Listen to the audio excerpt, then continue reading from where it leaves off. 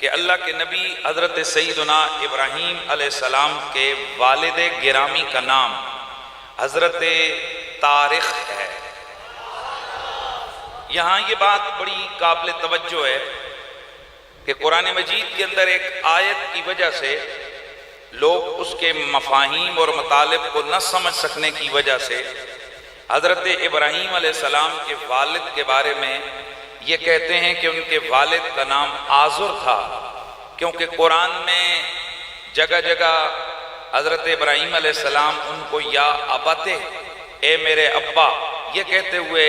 نظر آتے ہیں، لہٰذا آزر جو ہے وہ حضرت ابراہیم علیہ السلام کا والد ہے۔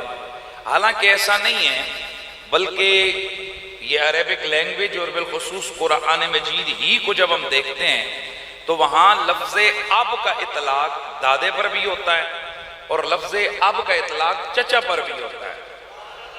تو قرآن و سنت کو جب ہم دیکھتے ہیں تو لفظ اب کا اطلاق دادا پر بھی ہوتا ہے، سگے والد پر بھی ہوتا ہے اور چاچا پر بھی ہوتا ہے۔ تو اس اعتبار سے جہاں بھی حضرت ابراہیم علیہ السلام نے ان کو اب کہا تو چونکہ جناب ابراہیم علیہ السلام کی بڑا عرصہ اس چچا نے پرورش کی اور باپ بن کر یعنی والد کی طرح ان کو پالا پرورش کی، تو اس وجہ سے انہوں نے اس کو اب کہا، یعنی اے میرے چچا۔ تو ابراہیم علیہ السلام کے والد طارق ہیں۔ آزر چونکہ یہ بدھ پرست تھا، حالت شرک میں فوت ہوا،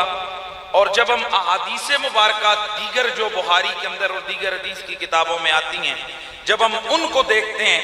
تو وہاں سے ہمیں یہ بات سمجھ آتی ہے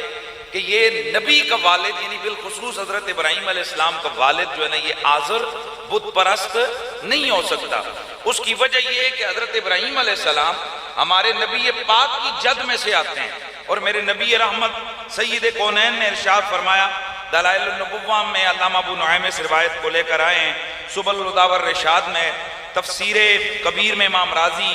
اور تفسیر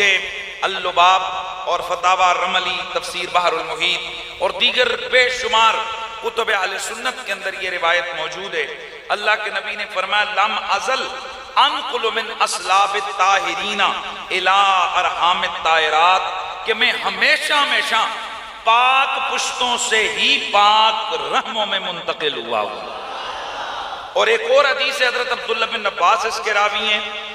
ابن ابی عمر العدنی اپنی مسند کے اندر اس کو روایت کرتے ہیں کہ اللہ کے نبی فرماتے ہیں کہ لم یزل اللہ ینقلنی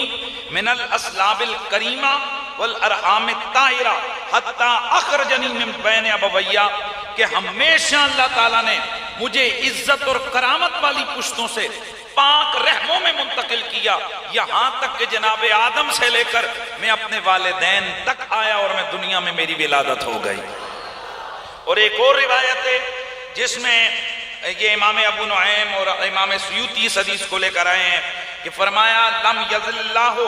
ینقلنی من الاسلاب الطیبہ الی الارحام الطاہرہ، حضور فرماتے ہیں کہ میں ہمیشہ